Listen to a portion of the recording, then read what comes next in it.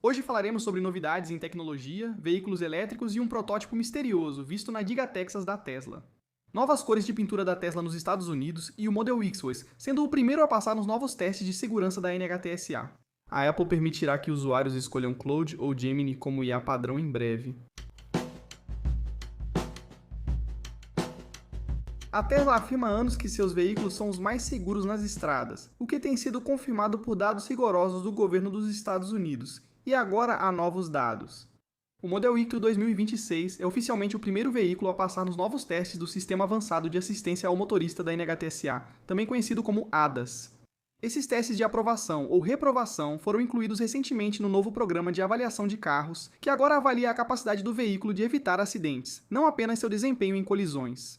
O Model Keeper se destacou em 4 novas áreas: frenagem automática de emergência para pedestres, assistência de permanência em faixa, alerta de ponto cego e prevenção de colisão em ponto cego.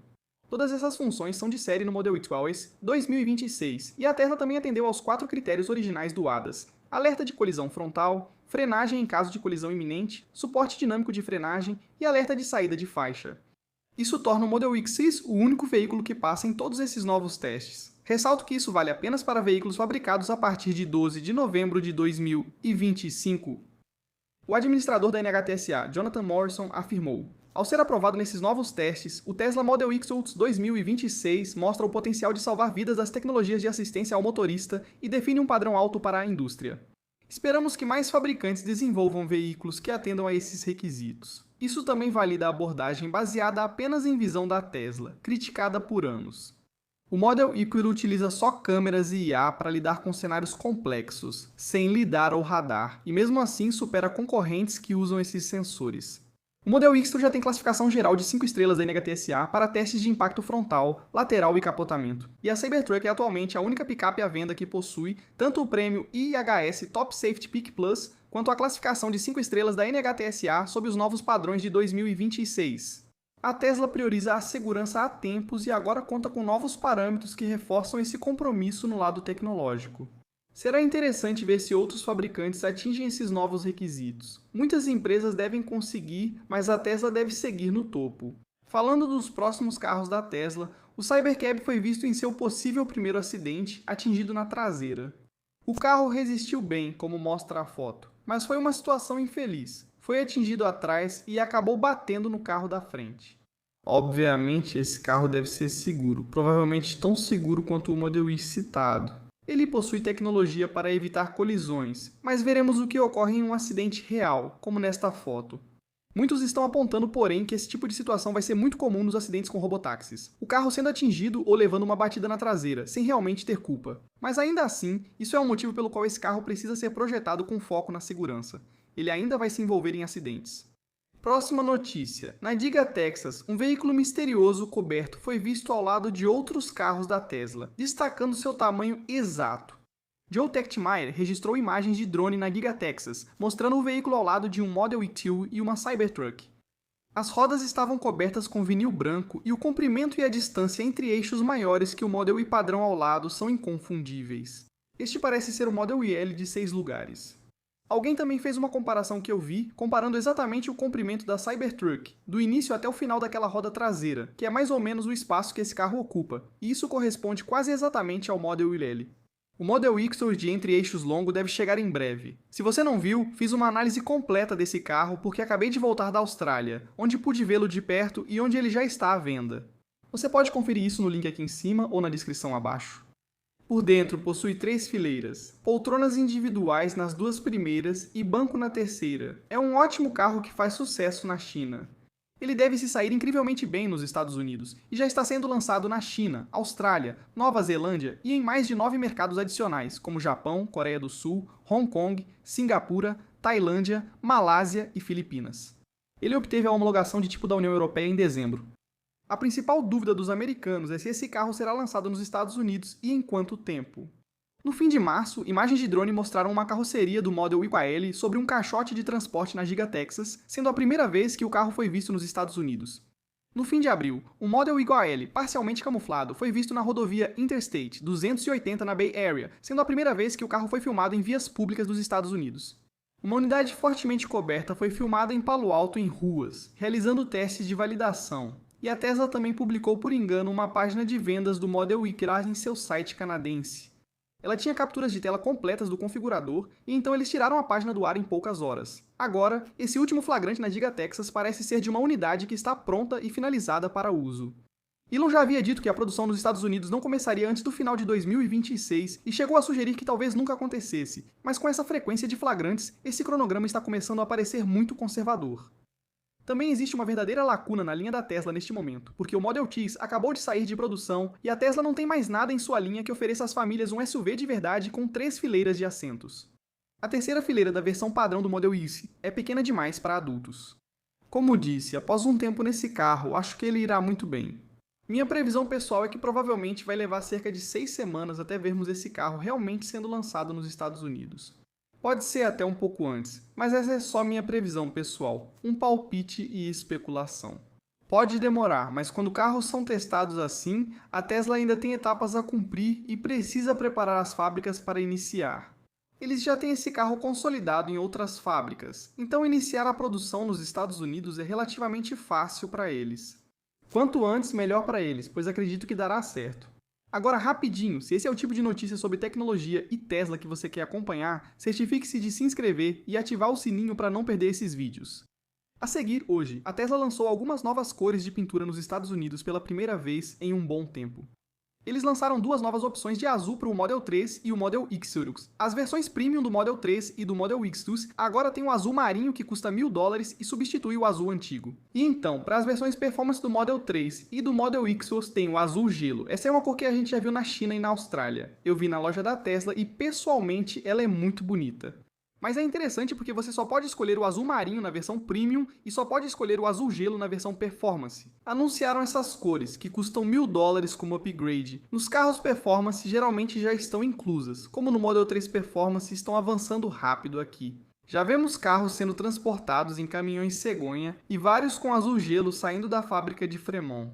Eles estão trabalhando muito rápido para colocar essas cores nos carros novos. No geral, acho que isso vai ser uma boa mudança. E pode ter sido uma mudança bem pensada também. Eu não costumo ver tantos Teslas azuis por aí, então talvez eles estejam mudando uma cor que não era tão popular e tornando-a um pouco mais marcante em cada direção.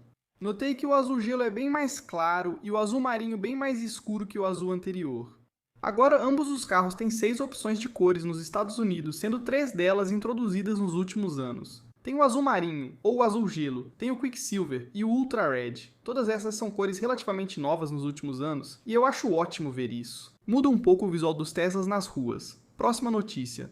A Tesla divulgou as especificações oficiais da bateria do Semi de produção. A versão de longo alcance possui uma bateria com capacidade útil de 822 kWh e autonomia de 500 milhas. A versão de autonomia padrão tem uma bateria de 548 kWh e autonomia de 325 milhas. Ambas utilizam as células 4680 NMCA da Tesla, que é a nova química desenvolvida especificamente para o caminhão, e ambas suportam carregamento de 1,2 MW através da rede de mega carregadores da Tesla. O importante é que a autonomia de 500 milhas considera o peso bruto combinado totalmente carregado de 82.000 libras. Então, essa é a autonomia no pior cenário de carga, não no melhor cenário. A Tesla começou a produção em massa do Semi na nova fábrica de Nevada no fim de abril, com capacidade declarada de 50.000 caminhões por ano. Do lado do cliente, a WattV acabou de fazer um pedido de 370 caminhões, Tesla Semi-Classe 8, e os primeiros 50 serão entregues este ano, com toda a frota operacional até o final de 2027. Este é o maior pedido único de caminhões elétricos na Califórnia, com mais de 300 destinados a um programa conjunto com o Porto de Oakland. A Nica Container Freight Line também fez um pedido de 20 caminhões no mesmo período. O Departamento de Veículos Motorizados da Califórnia criou uma nova estrutura para que fabricantes peçam permissões para testar e implantar caminhões autônomos de grande porte simultaneamente. Isso abrange veículos com mais de 10.001 libras, o que inclui diretamente este Tesla Semi. Segundo as novas regras da Califórnia, fabricantes devem realizar 500.000 milhas de testes com motorista de segurança antes de operar em modo totalmente autônomo. Parece que isso está muito alinhado com os planos da Tesla para o Semi.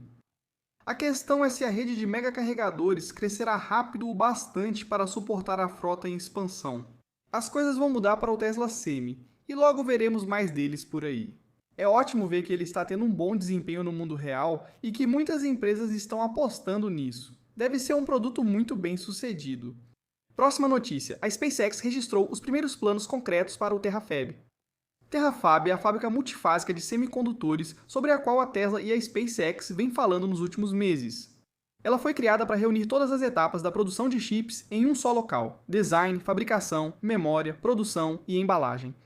A produção é voltada para os sistemas de direção autônoma da Tesla, o robô Optimus e centros de dados de IA. A SpaceX solicitou uma audiência pública para um capital inicial de 55 bilhões de dólares, com investimento total de até 119 bilhões de dólares em todas as fases. O local é o condado de Grimes, no Texas.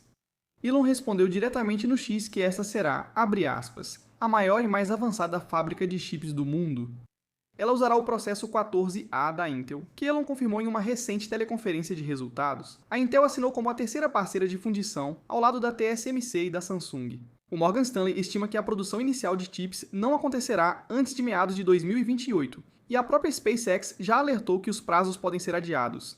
Então temos muito comprometimento aqui e um orçamento envolvido, mas os próprios chips ainda devem demorar anos, e é bem conhecido que as fábricas demoram para entrar em operação. Agora, ao mesmo tempo, a Anthropic, a empresa por trás do modelo de IA Cloud, acabou de anunciar uma nova grande parceria de computação com a SpaceX. A Anthropic afirmou que o acordo aumentará sua capacidade de computação e permitirá elevar os limites de uso da API do Cloud e do Cloud Code. A SpaceX está vendendo capacidade de computação para IA para a Anthropic, na mesma semana em que a Shai divulga o treinamento dos novos modelos Grok em seu supercluster Colossus 2. A SpaceX está se tornando fornecedora de computação para toda a indústria de IA, algo que vemos em todo o setor. Eles fornecem capacidade para a Xai, para a Tesla no treinamento do FSD Optimus, e para a Anthropic e provavelmente para outros no futuro, mesmo sendo tecnicamente concorrente da Shai. No fim, todos acabam fazendo parcerias. Acho que o Google Gemini, na verdade, foi um investidor recente na Anthropic também. Próxima notícia de hoje, do lado dos negócios da Tesla, eles acabaram de divulgar uma sequência de recordes de vendas em abril. 3 mercados em 3 regiões atingiram recordes em abril. Na Coreia do Sul, a Tesla entregou 13.190 veículos em abril, e esse é o maior total mensal já registrado no país, superando o recorde anterior em cerca de 2.000 veículos e vendendo mais do que BMW e Mercedes juntos no mês. Na China, a Tesla entregou 79.478 veículos fabricados no país, um aumento de 36% em relação ao ano anterior. É também o melhor abril da Tesla na China e o sinal mais recente de que a recuperação da Giga Xangai começa a ganhar força. As pessoas estavam preocupadas com a Giga Xangai, mas eu não ficaria surpreso se o Model Y fosse uma grande parte desse aumento aqui. Na Alemanha, a Tesla vendeu 3.149 veículos em abril, atingindo 1,3% do mercado geral e quase 5% dos elétricos a bateria, BEV, um aumento de 256% em relação ao ano anterior. Em toda a Europa, a França teve um aumento de 112% em relação ao ano anterior, a Suécia subiu 111% e a Dinamarca cresceu 102% todos em abril.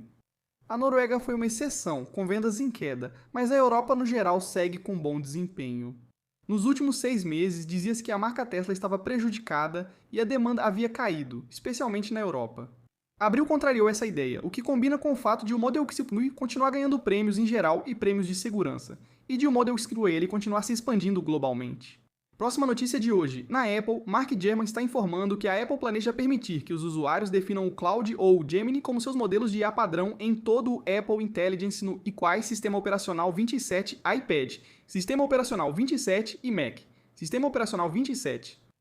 Hoje, apenas o ChatGPT pode ser usado como apoio para a Siri, mas ainda de forma limitada. O iOS 26 só trata o GPT como uma alternativa para perguntas que a Siri não consegue responder, não como um padrão de verdade, mas o iOS 27 muda isso. Extensões de IA de terceiros funcionarão no Image Playground, ferramentas de escrita e Siri. A Apple também deve dar aos usuários a opção de atribuir vozes diferentes para as respostas padrão da Siri, e para um chatbot externo como Claude ou Gemini. Assim você pode ouvir claramente qual modelo está respondendo. Anthropic e Google estão sendo testados agora para esse fim. Isso encerra a exclusividade da OpenAI com a Apple Intelligence e torna o iOS uma plataforma de IA mais aberta, que acredito ser o plano de longo prazo da Apple. Eles até falaram sobre isso quando fizeram a parceria inicial com a OpenAI. Isso também aproxima a Apple do que o Android já faz há algum tempo, permitindo que as pessoas realmente escolham o modelo de IA que desejam. Ao mesmo tempo, isso deixa a estratégia de IA da Apple em uma situação estranha. A Apple Intelligence foi o maior erro da empresa, e agora a Apple admite que a melhor IA deve vir de outra empresa e só será integrada aos seus celulares. O anúncio oficial do iOS 27 será na WWDC em 8 de junho, então isso é um vazamento antes da apresentação principal, mas é bem fundamentado e está de acordo com tudo o que a Apple tem feito recentemente. Devemos ter todos os detalhes em 8 de junho e, em seguida, veremos o lançamento das primeiras betas para analisar seu funcionamento. Na Apple, o MacBook Neo, um dos maiores sucessos da linha, pode deixar de ter o preço inicial de $199. Segundo relatos, a Apple está considerando eliminar completamente a configuração de entrada de 256 GB desse laptop. Se fizerem isso, o preço inicial sobe $100, indo para $699, preço da próxima configuração. Nenhuma configuração terá aumento de preço, mas a versão mais barata do laptop será retirada. A Apple acabou de fazer a mesma coisa com o Mac Mini. Eles descontinuaram o Mac Mini de 156 GB, o que fez o preço inicial subir de 599 para 799 da noite para o dia. O Mac Studio de 512 GB também foi descontinuado no início deste ano. O motivo aqui é que o chip A18 Pro no MacBook Neo está com disponibilidade extremamente limitada. A produção original do Neo usava chips A18 Pro selecionados, com um núcleo de GPU defeituoso desativado, então era uma combinação de estoque remanescente que dava um desconto para a Apple no custo do chip, junto com chips novos também.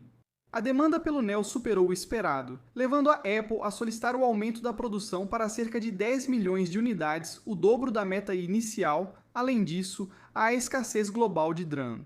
A construção de data centers de IA está consumindo memória e elevando os preços da RAM em todos os dispositivos.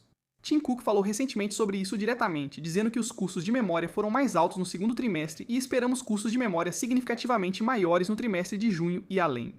Se a Apple decidir não eliminar a configuração de 256 GB, a alternativa relatada é lançar novas cores para suavizar um aumento direto de preço. Mesmo assim, eliminar a opção mais barata parece ser o caminho mais fácil para eles. Se você pensa em comprar um MacBook Neo pelo preço de entrada de $999 ou $499 com desconto estudantil, é melhor aproveitar antes que acabe. Eu suponho que isso vai voltar com o tempo quando as coisas se estabilizarem com a RAM, mas a expansão dos datacenters de IA parece que só vai continuar crescendo, então esse problema pode realmente persistir por bastante tempo. A próxima notícia de hoje. A BYD vendeu seu veículo elétrico mais caro até agora, impactando o setor de veículos elétricos.